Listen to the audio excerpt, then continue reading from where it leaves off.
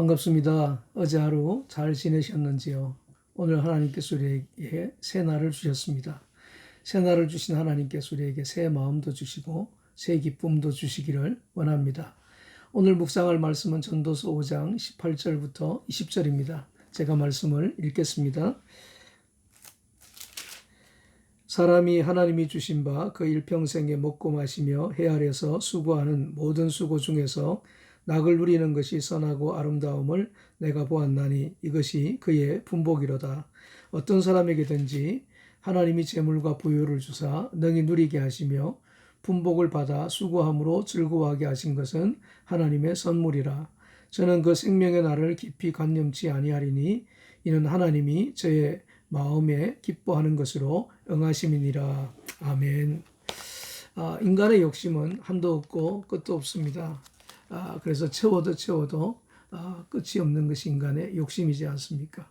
내가 100불을 가지고 싶었습니다. 근데 100불이 생겼습니다.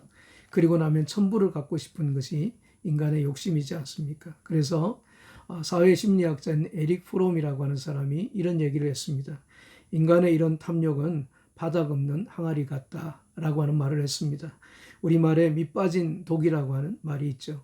인간의 욕심이 그렇다고 하는 겁니다.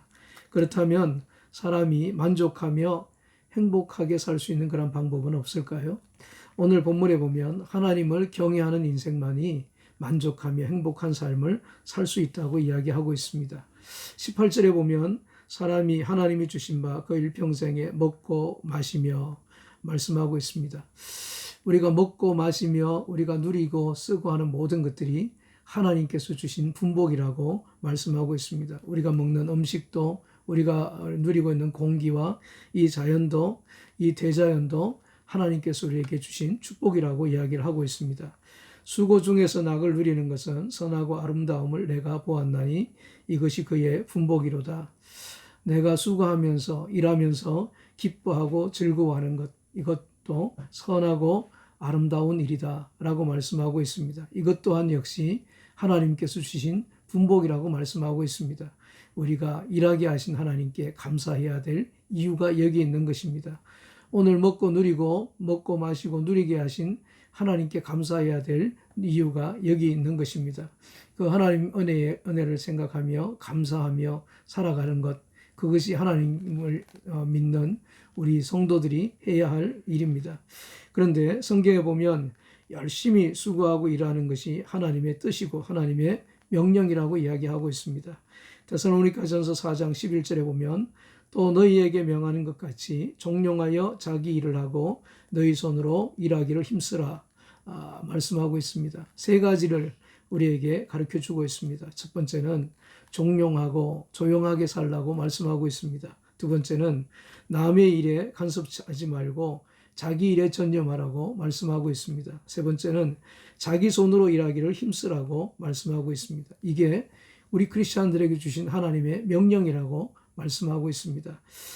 그러니까 우리 크리스찬들은 다른 사람들보다 더 열심히 일하고 더 열심히 공부할 수가 있어야 됩니다. 그래서 그 일을 통해서 하나님을 섬기고 이웃을 섬기는 그러한 삶을 살 수 있어야 됩니다.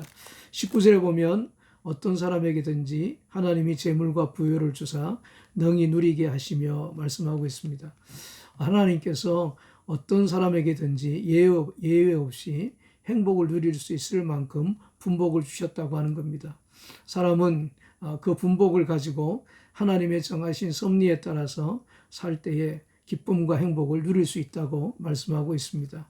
재물과 부유를 주신 분이 우리 하나님이십니다. 그런 모든 것들을 누리게 하시며 기쁘고 즐겁게 해주신 분이 우리 하나님이십니다. 하나님께서 그런 축복을 우리에게 허락하시지 않으면 우리가 누릴 수도 없고 우리가 즐길 수도 없고 우리가 기뻐할 수도 없습니다. 시편 127편 2절에 보면 너희가 일찍 일하고 늦게 누우며 수고의 떡을 먹음이 헛되도다 말씀하고 있습니다. 우리가 정말 열심히 일했는데 아침에 일찍 일어나고 저녁 늦게까지 일했는데 수고의 떡을 먹을 수 없다 그러면 얼마나 안타깝고 얼마나 억울한 그러한 일이겠습니까? 그런데 하나님께서 하나님을 경외하는 자들에게 그 수고의 떡을 먹게 해주시고 그 기쁨을 누리게 해주시겠다고 말씀하고 있는 것입니다. 하나님을 경외하는 자들이 하나님의 축복을 받을 수 있습니다. 그래서 분복을 받아 수고함으로 즐겁게 하신 것은 하나님의 선물이라고 이야기를 하고 있습니다. 우리가 일하면서 정말 즐거움을 누리고 행복함을 누리는 그것도 하나님의 선물이라고 이야기를 하고 있습니다. 여러분, 하나님을 경외하십시오. 하나님을 경외할 때에 하나님께서 우리에게 축복을 허락해 주십니다. 시편 112편 1절에 보면 하나님을 경외하며 그 계명을 크게 즐거워하는 자는 복이 있도다 말씀하고 있습니다. 그리고 3절에 보면 부요와 재물이 그 집에 있고 그 의가 영원하다고 말씀하고 있습니다. 하나님을 경외하고 하나님을 높여드리는 자들을 하나님께서 사랑하시며 하나님께서 그 분복을 누리게 해주시겠다고 하는 것을 말씀하고 있습니다. 20절에 나오는 전언이라고 하는 말은 하나님을 경외하는 사람을 이야기하고 있습니다. 자기의 삶 속에서 일어나는 하나님의 섭리를 인정하고 하나님의 말씀에 순종하고 살아가는 사람들입니다. 하나님을 높여드리며 하나님을 찬양하며 살아가는 사람들입니다. 그런 사람들은 인생의 어떤 문제를 만나더라도 고민하지 않습니다. 부유하든지 가난하든지 관념치하지 않습니다. 하박국서를 보면 하박국 선지자가 그런 말씀을 합니다. 무화과 나무가 무성하지도 않고 포도나무에 열매가 없고 감람나무에 소출도 없고 밭에 식물도 없고 우리에는 양도 없고 외양간인 소도 없고 그럼에도 불구하고 난 여호와를 인하여서 즐거워하며 구원의 하나님을 기뻐하리로다 그렇게 말씀하고 있습니다. 하박국 선지자는 어떤 형편을 만나든지 하나님을 바라보며 기뻐하며 찬양하며 살았던 사람입니다. 사도 바울도 어떤 형편에 처하든지 내가 비천에 처하든지 풍부에 처하든지 자족하는 비결을 배웠다고 말씀하고 있지 않습니까? 이게 은혜 받은 자의 삶이지 않습니까? 그렇다면 우리가 어떻게 이런 삶을 살아갈 수가 있습니까? 이는 하나님이 저의 마음에 기뻐하는 것으로 응하심이라 말씀하고 있습니다.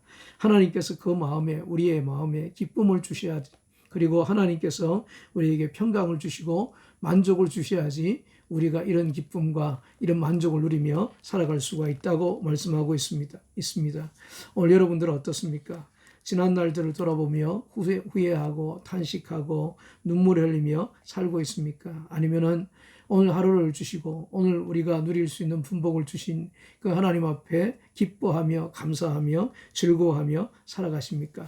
오늘 하루를 살 때에 기뻐하며 즐거워하며 사십시오. 하나님께서 이 모든 것을 우리가 누리는 이 모든 것을 누리게 해주셨습니다. 이 모든 것이 하나님의 선물입니다. 하나님께서 우리에게 주신 분복입니다. 그러므로 이 모든 선물을 주신 그 하나님께 기뻐하며 감사하는 것이 우리가 해야 될 일입니다. 오늘 묵상할 내용입니다. 하나님이 하나님께서 나에게 누리게 하신 것이 무엇인가, 누리게 하신 선물이 무엇인가를 한번 묵상해 보십시오. 그리고 그 선물 때문에 나는 지금 기뻐하고 있는가, 감사하고 있는가, 즐거워하고 있는가, 아니면 정말 오늘도 불평하고 원망하며 짜증하며 살아가고 있는가 묵상하시기 바랍니다. 그리고 하나님께서 우리에게 주신 이 시간 열심히 일하십시오. 기뻐하십시오. 그럴 때에 하나님께서 여러분들을 더 기쁘게 하실 것이고 더 놀라운 사랑으로 축복해 주실 것입니다. 기도하시겠습니다. 하나님 감사합니다. 하나님께서 오늘도 저희들을 사랑하셔서 이렇게 오늘 말씀 묵상할 수 있도록 도와주셔서 감사합니다. 우리가 누리고 있는 것, 우리가 일상적으로 누리고 있는 것과 내가 먹고 마시고 하는 모든 것들은 다 하나님께서 우리에게 주신 분복이라고 말씀해 주셨습니다. 이 분복 때문에 우리가 기뻐하며 감사하며 즐거워하라고 하나님께서 말씀해 주셨습니다. 하나님, 오늘 또 우리가 주신 것에 대하여 감사하고 또 그 하나님께 영광 올려드리며 기뻐하며 감사하는 삶을 살게 해 주옵소서. 예수님 이름으로 기도하옵나이다. 아멘.